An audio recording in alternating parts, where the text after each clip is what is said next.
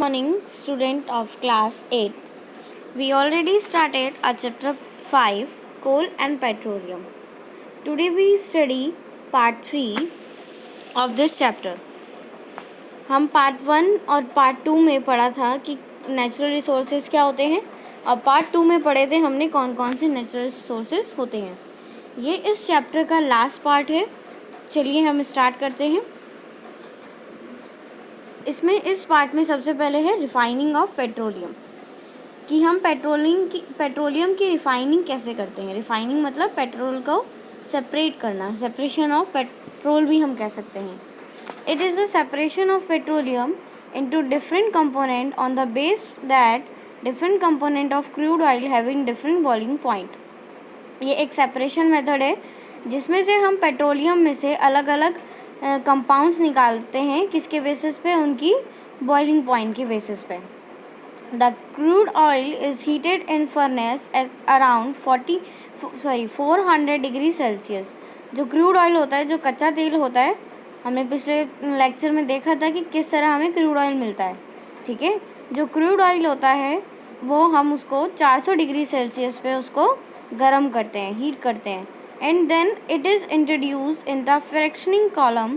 Then fraction with highest boiling point is collected at lowermost part of the column.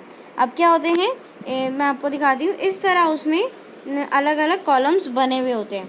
अब जिस oil का boiling point सबसे ज़्यादा होता है वो सबसे नीचे आके कलेक्ट हो जाता है, और जिसका सबसे कम होता है वो सबसे ऊपर, फिर उससे कम, फिर उससे कम, फिर सबसे ज़्यादा. मतलब ये किस ऑर्डर में लग रहे हैं? ये इंक्रीजिंग ऑर्डर में लग रहे हैं. ठीक है, बढ़ते सबसे ऊपर सबसे कम, फिर उससे ज़्यादा, फिर उससे ज़्यादा, फिर उससे ज़्यादा, सबसे नीचे सबसे ज़्यादा. और इसको हम बोलते हैं फ्रैक्शनल डिस्टिलेशन ट्यूब. ठीक है, इसी में होती है हमारी ये प्रोसेस. रिफाइनिंग ऑफ पेट्रोलियम इसी में होता है. आगे बढ़ते हैं. With the lowest boiling point is collected at top of fractioning column.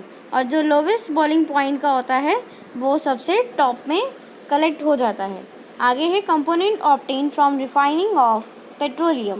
अब हमें रिफाइनिंग ऑफ पेट्रोलियम से क्या क्या कौन कौन से कंपोनेंट ऑब्टेन होते हैं. पेट्रोलियम गैस, केरोसिन, पेट्रोल, ये सब हमें रिफाइनिंग ऑफ पेट्रोलियम से हम इन सब्सटेंसेस को अलग कर सकते हैं. आगे पढ़ते हैं. अभी मैंने आपको ये बताया ये क्या है हमारी फ्रैक्शनल डिस्टिलेशन. इसमें क्या होता है, हम इसमें क्रूड ऑयल को 400 डिग्री सेल्सियस पे गर्म करते हैं, हीट करते हैं, और ये इनके डिफरेंट बॉइलिंग पॉइंट के हिसाब से ये अलग अलग कॉलम में जाके कलेक्ट हो जाते हैं. और सबसे ऊपर टॉप पर वो होते हैं जिसकी बॉइलिंग पॉइंट सबसे कम होती है, और लोवेस्ट पे कौन होते हैं जिसकी बॉइलिंग पॉइंट सबसे ज़्यादा होती है. ठीक है, और सबसे ज़्यादा बॉइलिंग पॉइंट किसकी है? लुब्रिकेंट ऑयल, पैराफिन वैक्स और एसिड पे. ये सब हमें किससे मिला? क्रूड ऑयल से. फ्यूल मिला, डीजल मिला, केरोसिन मिला, पेट्रोल मिला. ठीक है, लुब्रिकेंट ऑयल, वैक्स, ये सब हमें मिला फ्रैक्शनल डिस्टिलेशन से. नेक्स्ट है इसमें टॉपिक हमारा यूजेस ऑफ फॉसिल फ्यूल्स. अब हम फॉसिल फ्यूल्स को बताया था कहाँ कहाँ यूज़ कर सकते हैं. पढ़ते हैं. Petroleum gas used as fuel industries and home. मैंने आपको नेचुरल गैस बताई थी, राइट. तो हम उसको कहाँ कहाँ यूज़ कर सकते हैं? सीएनजी को यूज़ करते थे हम व्हीकल्स में. ठीक है, और एलपीजी को हम यूज़ करते हैं घरों में, और एलपीजी ही यूज़ होती है इंडस्ट्रीज़ में. नेक्स्ट आगे पढ़ते हैं. पेट्रोल का क्या यूज़ होता है? It is used as motor fuel for in vehicles. अब ये क्या होते हैं? ये मोटर फ्यूल्स के तौर पर भी इस्तेमाल होते हैं व्हीकल्स में, और ड्राई क्लीनिंग में भी इस्तेमाल होते हैं. ठीक है. Kerosene fuel for stove and lamps etcetera. ये कहाँ के फ्यूल्स? ये एक फ्यूल की तरह काम करते हैं. किसमें? स्टोव्स और लैम्प्स में. पहले पुराने ज़माने में एशियंट टाइम में क्या होते थे? गैस स्टोव्स नहीं होते थे, तो लोग किसमें?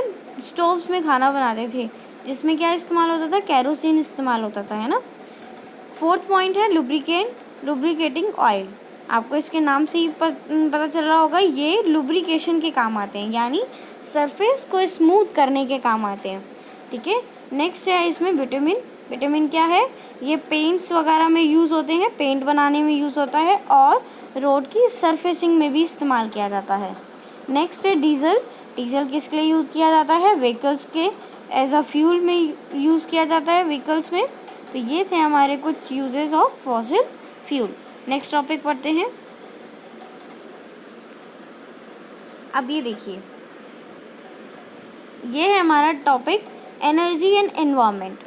अब ये देखिए, हम आजकल के ज़माने में क्या है, बहुत सारे फॉसिल फ्यूल्स इस्तेमाल कर रहे हैं, है ना। जैसे जैसे हमारी लग्जरियस बढ़ी है वैसे वैसे हमने नेचुरल रिसोर्सेज के इस्तेमाल को इंक्रीज़ कर दिया है।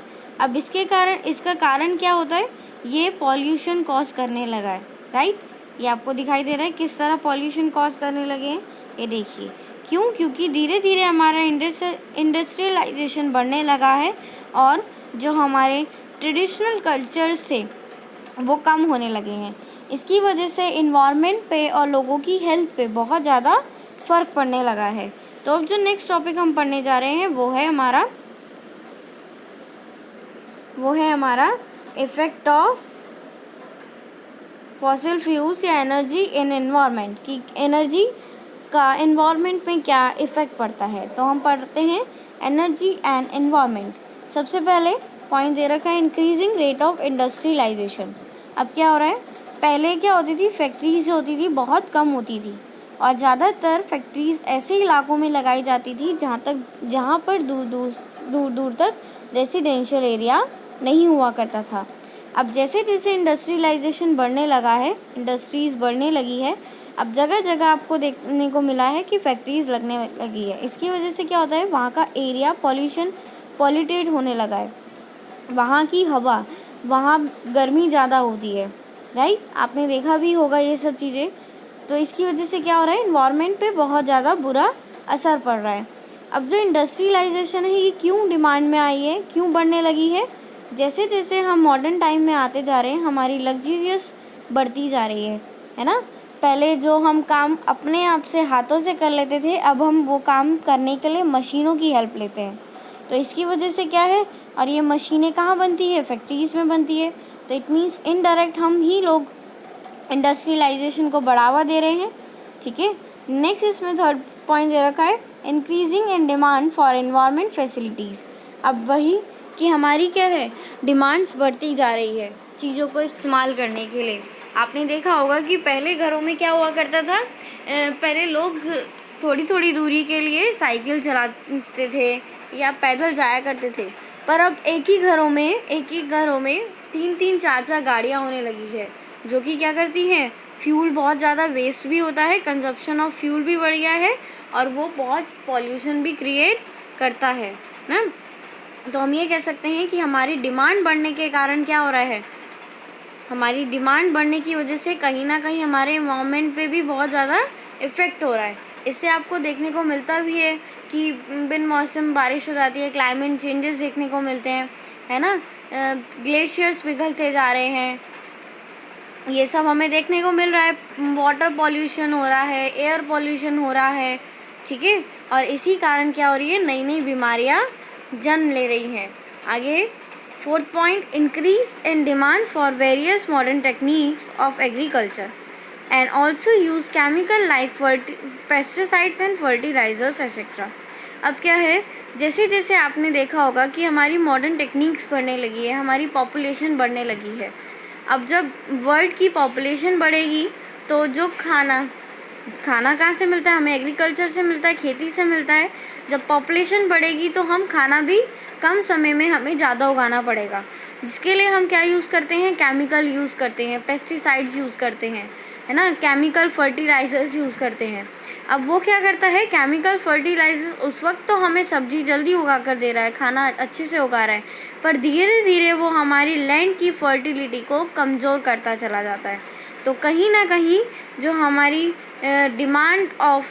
डिमांड है लग्जरियस की, वो हमारे इन्वायरमेंट पे इफ़ेक्ट कर रही है, ठीक है। तो इस तरह एनर्जी और इन्वायरमेंट का क्या है, एक रिलेशन है कि हम एनर्जी ज़्यादा कंजप्शंस कर रहे हैं और हमारे इन्वायरमेंट को क्या हो रहा है, नुकसान हो रहा है।